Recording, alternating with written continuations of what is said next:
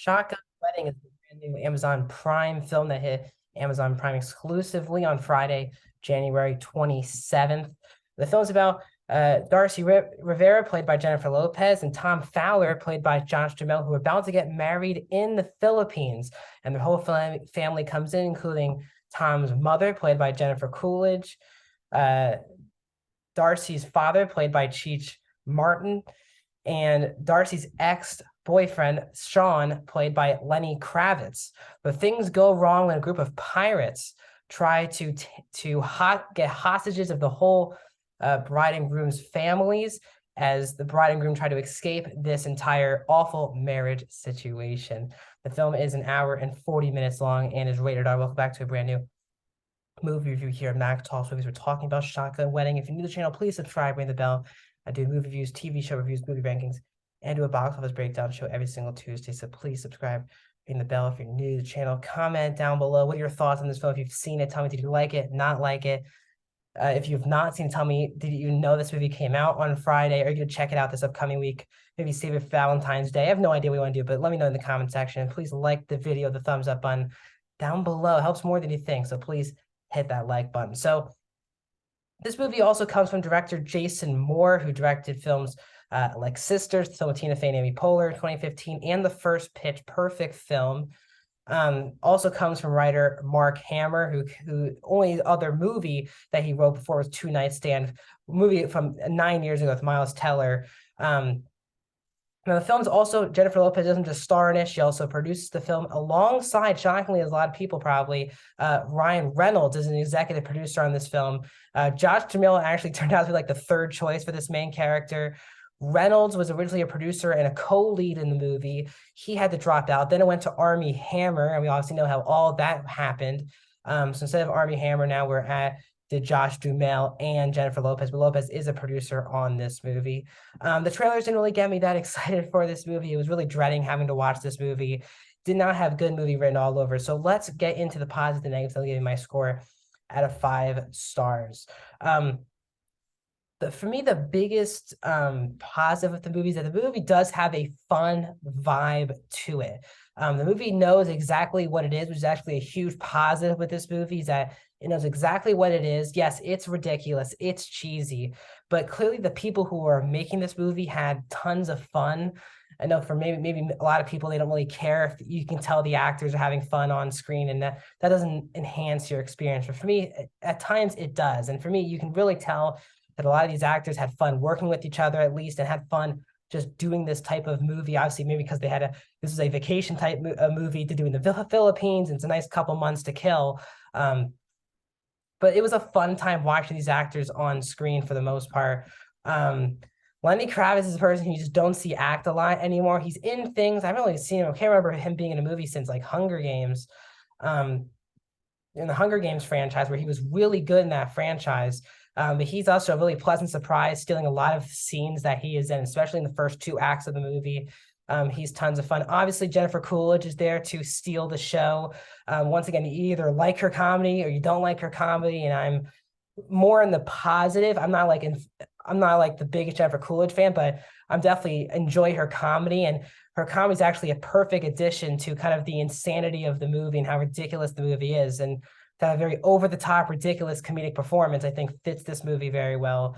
The chemistry between Lopez and Duhamel is also very good, which is kind of has to make this movie work, is the Lopez and Duhamel chemistry. It's good. It's not great. Both of them, actually, Duhamel, for me, I actually preferred in this movie over Lopez. Normally Lopez, again, I like Jennifer Lopez, I think, more than most people in acting, especially in this rom-com type genre. But Duhamel has a lot of funnier lines to go with. He's just a more entertaining character. Darcy kind of just stays the whole way of the entire film, and I find Tom a lot more entertaining than Darcy. I found like there's a point in the third act that is really hilarious, involving people in a pool when everyone's in the pool. There's a whole sequence that's actually kind of hilarious, and it starts with the characters of Tom and Sean. Obviously, animosity because Sean is invited to the wedding. Lenny Kravitz's character is invited to the wedding by Cheech Martin's character, and obviously Josh Duhamel's character is not happy because why would you want your soon-to-be wife's ex-boyfriend at this wedding? there's good animosity there, and the two of them have very good chemistry. And you'll know what I've seen if you know what I'm talking about if you've seen the movie. As I said, it actually looks great. You can clearly tell they're obviously on location shooting this movie somewhere nice, even if it's not the Philippines. It's somewhere nice, and it looks very nice. The production design, all of that stuff. But there aren't tons of like too overwhelmingly positive. I definitely laughed more than I thought. Let's just say that. I'll get to my negatives in a bit, but I definitely laughed a lot more than I actually thought coming into this movie. But let's move into my negatives. The script is not very good, and it's definitely there are points where the movie thinks it's hilarious and it's clearly not. It's a comedy, it's subjective. I clearly understand that. But for me, as I said, I definitely chuckled more than I thought, but there weren't any like belly laughs that I had throughout the film. I found the comedy for the most part to really miss the mark. And the whole point is that right before this wedding happens, before the hostages start being taken by these pirates, Darcy and Tom have this huge fight, which obviously has to bring out the animosity between them to get out of the situation. And every time Darcy and Tom actually fight in this movie, it seems so forced. They're basically the perfect couple for 4 years, and out of nowhere, they break into this huge fight, and they break into fights like 3 or 4 times throughout the film, and it just gets tired. You know exactly where they're going. So every time they keep fighting, it's annoying because you know exactly where these two characters are going to end up at the end of the movie. And it feels like every 30 minutes we need a new fight scene, but a new, argument to happen between the couple. And it's just forced. It's so fake, and it doesn't feel like any real couple discussing anything. It seems just very forced, and it doesn't feel real, which is kind of takes a blunt out of it. As I said, Darcy's character is just she's just Jennifer Lopez the whole movie. What's kind of annoying, maybe it's a nitpick, but they go into some huge fight scenes, and as you see, Josh Duhamel, he gets bruised up throughout the entire film, and it's just really annoying. Jennifer Lopez's character, you would have not known she would be in a fight based on the way she looks by the end of the movie, which is it's just a little nitpick, but it does make sense. If both in the same situation, how could one of them be all ruffled up and bloodied, and the other person is like their eye makeup is still good, and their lipstick is all perfect. I just feel like this movie was too commercialized in that way from her character. I really like Jennifer Lopez, and she's good in the movie, but if she's going to be in these action scenes, she can't look like she just did her makeup 5 seconds, a couple minutes before this take happened. It's a bit it isn't realistic, and a lot of this movie just is not realistic whatsoever.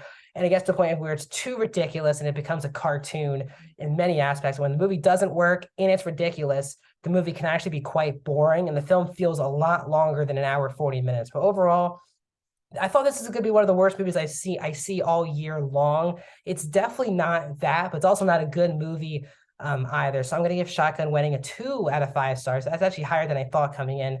2 out of 5 stars. I'm going to go 40. I'm going to go 40% for Shotgun Wedding. There's some fun aspects to it, but for me, the script, the ridiculousness, I just didn't have a fun time watching this movie as much as clearly the people who made this movie did. So that's my review of Shotgun Wedding on Amazon Prime. Subscribe, ring the bell. More videos are coming. Yesterday, I did my usual Monday reviews of The Last of Us.